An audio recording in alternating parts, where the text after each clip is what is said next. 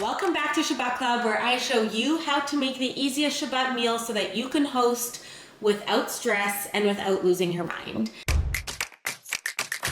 I host Shabbat at least twice a month with people that I know, with people that I don't know. I host a Shabbat Club, and I'm here to help you do the exact same thing because Shabbat is meant for everyone. It is not just mine, it is not someone else's, it's for all of us, and this is where we can all come together, open our table, and feed those who are hungry. And that's the beauty of it.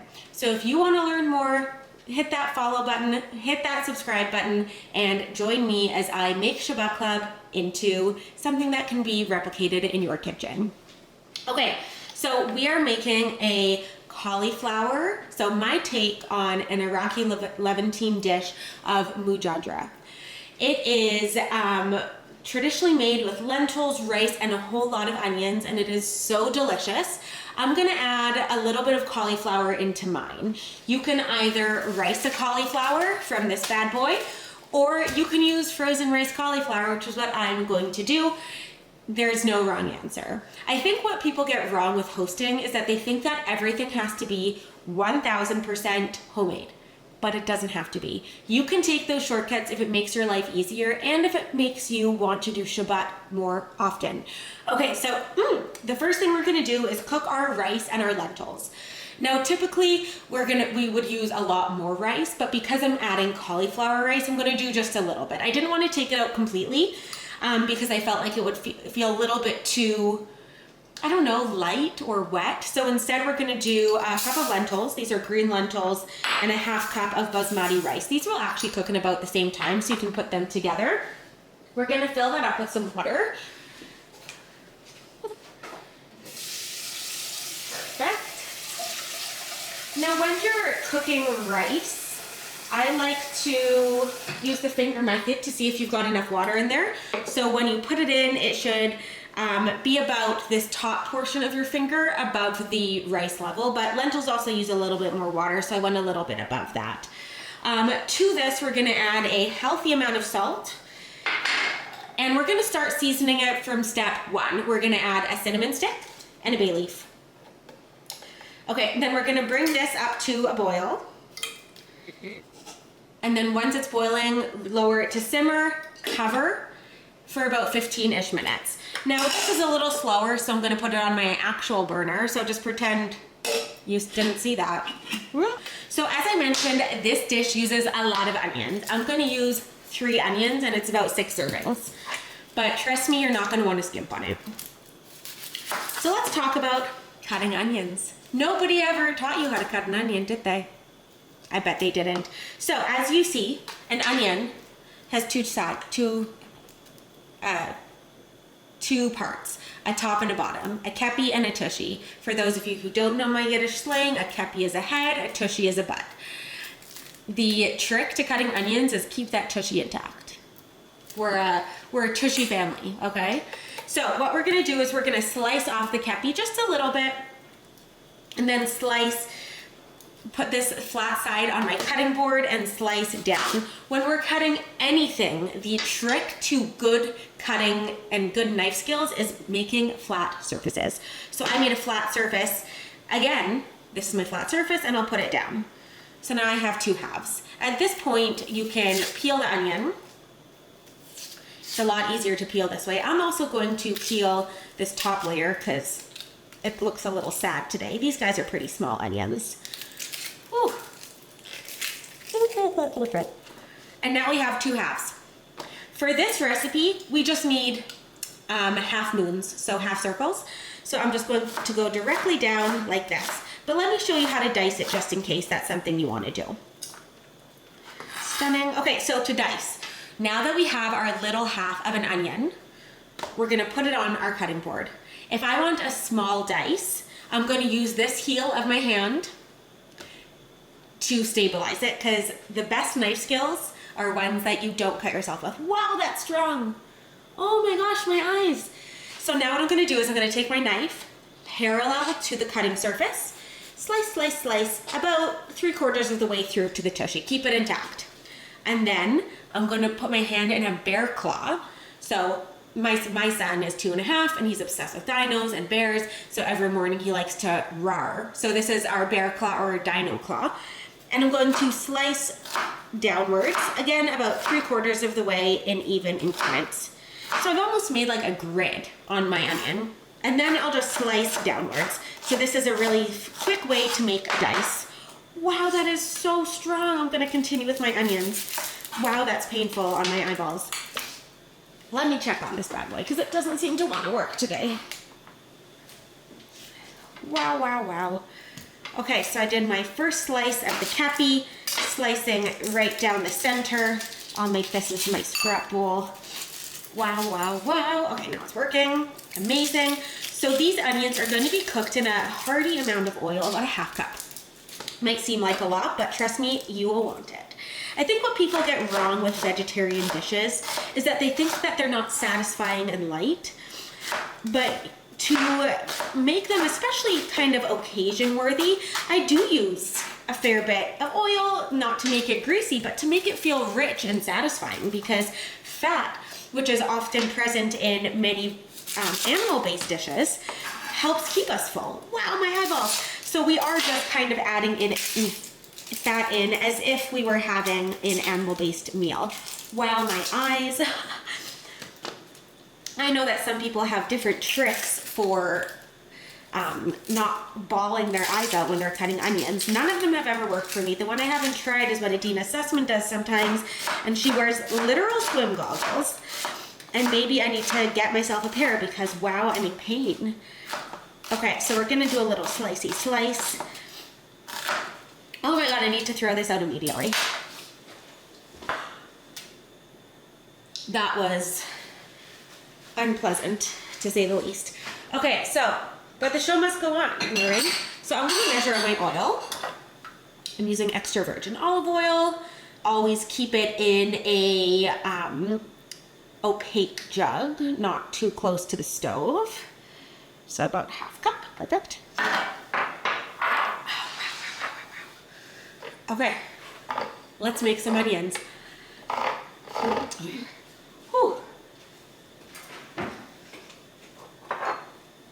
I'm using a carbon steel pan. I prefer those to nonstick. This one's from Misen or Misen, M-I-S-E-N. They're one of my favorite brands to use. It's high quality, really well priced. I have their knives, I have their pans. I love them. I don't know them. I would like to know them. Misen or Misen, if you're watching, sponsor us. Okay, so I've got my oil in here. It's nice and hot. I'm going to add my onions in. I'm going to cook these for about 15 or so minutes. I want them to get nice and dark. So this is a medium-high heat. We're not necessarily going for a low and slow caramelization, but we still want to get some color, a good amount of color on this, but it's okay if we go a little further than that gentle caramelization. Let me just clean my little space up. And while we're waiting for the onions, I'm just gonna chop some garlic. In my recipe, I do about 2 cloves, but these cloves that I have today are super tiny. So I will do about 3. But I also think that garlic is one thing that you truly measure with your heart, not by counting. Wow, wow, wow. So I first had this dish in, of all places, London, Ontario, Canada. My uncle Ted was the funniest person in the world. He was pretty out there, and I love him so much. He unfortunately passed a few years ago. Maybe it was London, Ontario. It was with my Uncle Ted. And he took us to this incredible Middle Eastern restaurant, and this was his favorite, and he knew it was a vegetarian dish that I could eat, so it was the dish that he always ordered for me. So every time I eat this, I think of him. And he could have probably stood to have a few more vegetables in his diet, so maybe this is one that he would have liked as well. My famous latkes are really inspired by his well-known latkes in his community. And that's what I love about food, is that we got all these stories from all these people that we love, and we get to make it our own, and every time we eat it, we can think of the people that we love so much. All right. Wow, my eyes. Oh, okay. While our onions are cooking and our lentils are cooking as well, let's start let's start measuring some spices. This one uses a lot of spice. We're gonna do 1.5 teaspoons of ground cumin. It's gonna feel like a lot, but we want it to be really strong. We want it to be hearty in its spice level. So 3 half teaspoons, 1.5 teaspoon, 1/2 teaspoon coriander. I love coriander. Okay.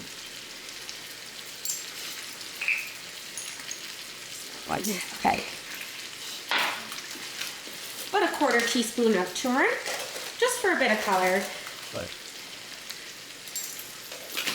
And Aleppo chili flakes. Aleppo chili flakes are not spicy necessarily like a red chili flake. The heat kind of gradually builds. They're a little bit more honey tasting with umami notes. I love them. They're my most used spice, which is why I just bought this. So big. I got this from Burlap and Barrel.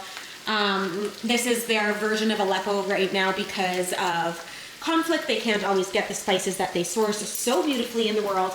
So we're just going to use those silk chilies. I realized that I put a little less than I wanted to. So we've got our spices ready.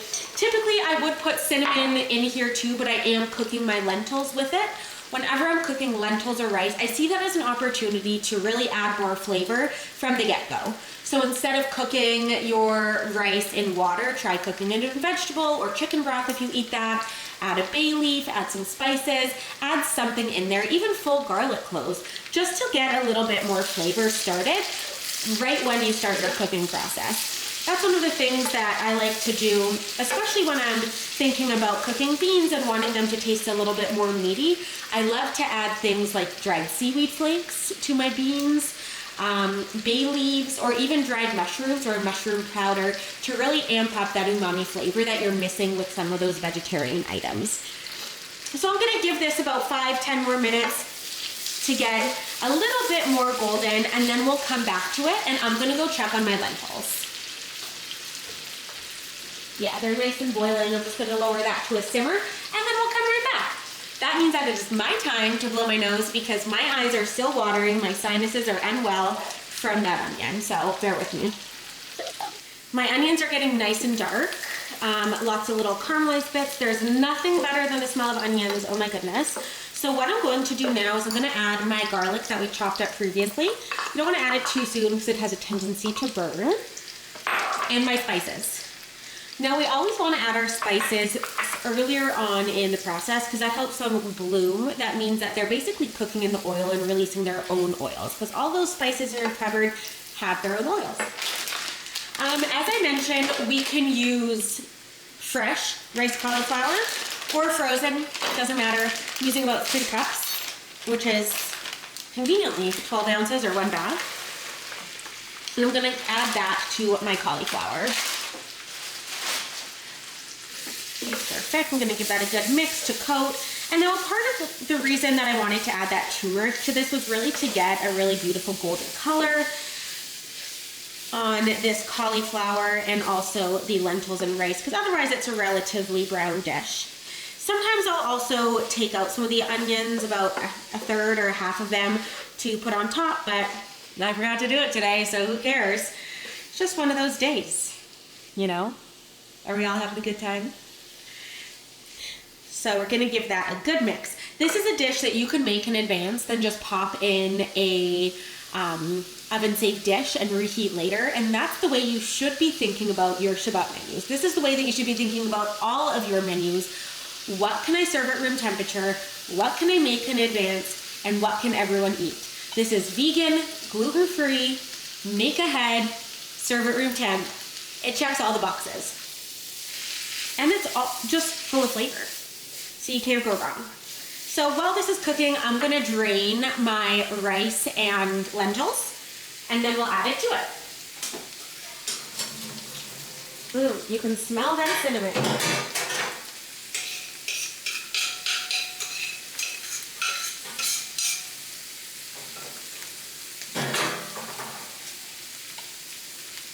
Now certainly add cinnamon just to this, but I love that the cinnamon really infuses the rice and the lentils from the inside out while it's cooking. So we are going to discard that cinnamon stick and the bay leaf, careful it's hot, and then add it all to the pot or to scale. I should have used a bigger one, but my little hob is quite small, so I'm just gonna use this little one. Yum. So you still get the rice, but you also get just a little added veggie in there as well. This is great not only for Shabbat, but if you are a meal prep lover or love eating bowls throughout the week, this is a really nice way to build this as the base of your bowl. Battery exhausted. Awesome. Okay. So we'll give that a good mix. And it's just about done. We're gonna cook it for just a couple more minutes. I'll season it with salt and pepper. Bingo, bingo, bongo. Done so. Let me give it a taste to see how much we need in terms of salt. Let's get some salt in there. I'm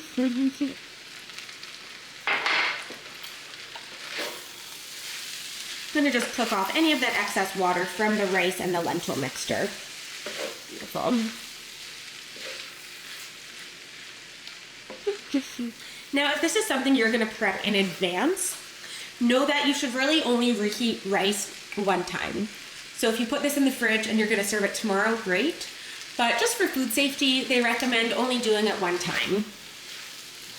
Just as a little minor tidbit. If you don't want to use rice, you could use quinoa or barley, just something that cooks in about 20-ish minutes so that you can cook it with the lentils. Or if you don't want to cook it with the lentils or don't care, use whatever grade you want. Or just increase the cauliflower rice by about 2 cups. This smells incredible. I love the blend of all those spices in there.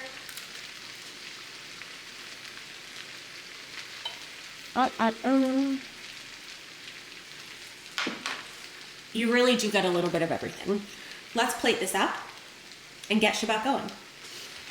If you're like me, you need a coffee at all times of the day.